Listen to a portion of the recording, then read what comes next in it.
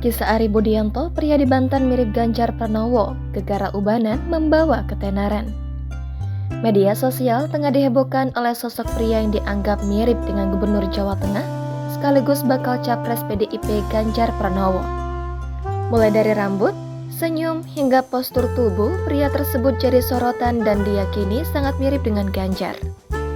Pria itu diketahui bernama Ari Budiarto, 41 tahun, warga kota Serang, Banten, tinggal di perumahan Gria Permata Asri, Dalung, Cipoco, Jaya. Dilansir dari tribunbanten.com, Jumat 28 Juli, Ari Budiarto diketahui adalah seorang ketua rukun warga di tempat tinggalnya. Ari Budiarto menjadi viral di media sosial TikTok setelah diposting akun @pastibisa999. Dia mengakui banyak orang yang melihatnya mirip Ganjar Pranowo. Apalagi setelah dia memposting foto di aplikasi WhatsApp dan media sosial.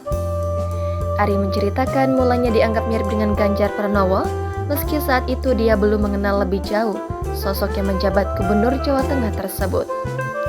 3 tahun lalu itu teman istri saya ngomong, suaminya kok mirip Pak Ganjar?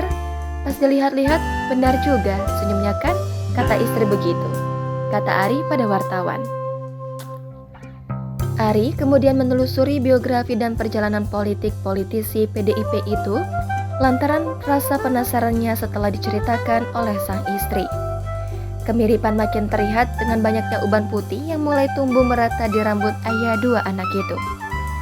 Sejak saat itu, media sosial Ari dipenuhi banyak komentar yang menyebutnya sebagai Ganjar KW.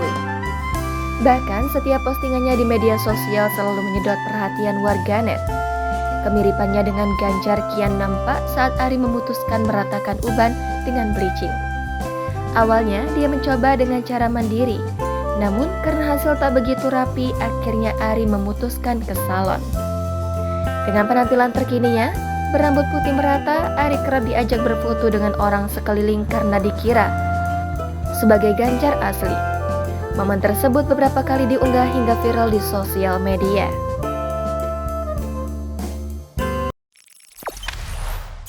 Jangan lupa subscribe, share, komen, dan like ya.